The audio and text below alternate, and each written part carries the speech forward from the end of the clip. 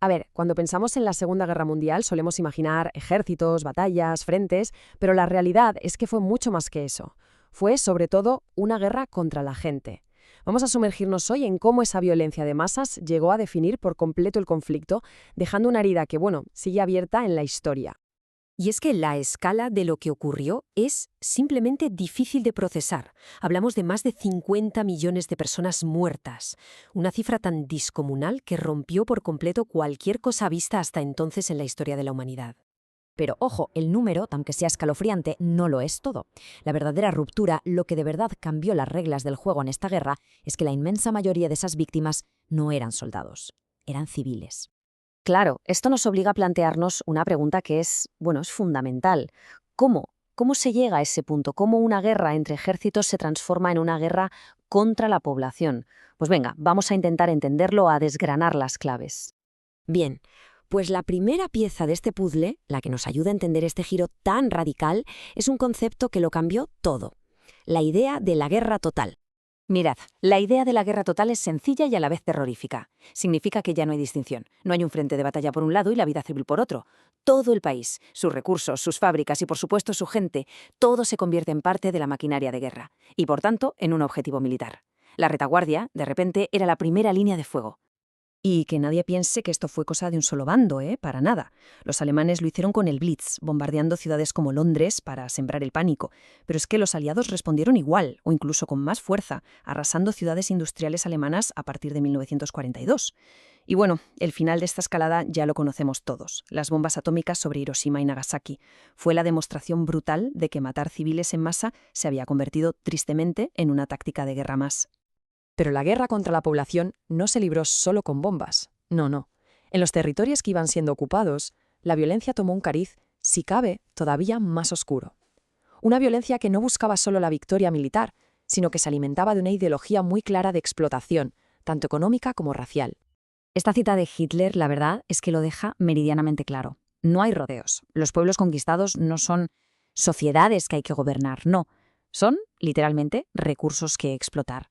Y fijaos hasta qué punto que incluso algo tan básico como enseñarles a leer y escribir se veía como un peligro, como algo que al final se volvería en su contra. Y esa lógica se aplicó de la forma más cruel y directa posible, a través del estómago. El hambre se usó como un arma de control. Solo hay que ver los datos. En Polonia, la ración de comida era menos de un tercio de la de un alemán. Esto no es una consecuencia de la guerra, no. Es una política deliberada para debilitar y someter a toda una población. Todo esto se sostenía, claro, sobre una ideología de superioridad racial. Los pueblos eslavos, para ellos, eran Untermenschen, subhumanos, una raza inferior cuyo único propósito era servir a la raza aria.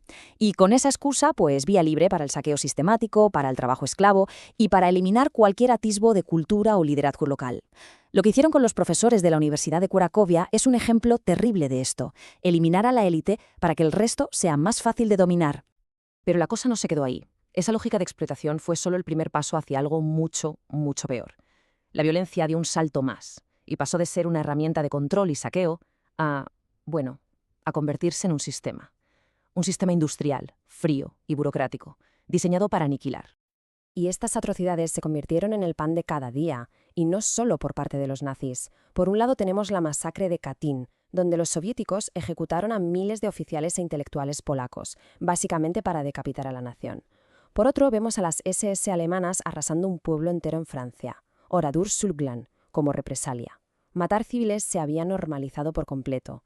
Era la nueva y terrible normalidad de la guerra. Y el epicentro de toda esta maquinaria de aniquilación nazi fue sin duda el sistema de campos de concentración.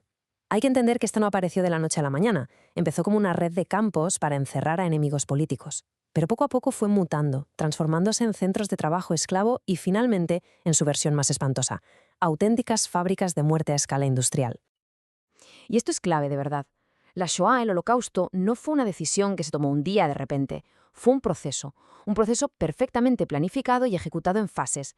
Primero, la exclusión. Te quitamos tus derechos, te marginamos. Segundo, el internamiento. Te enterramos en guetos.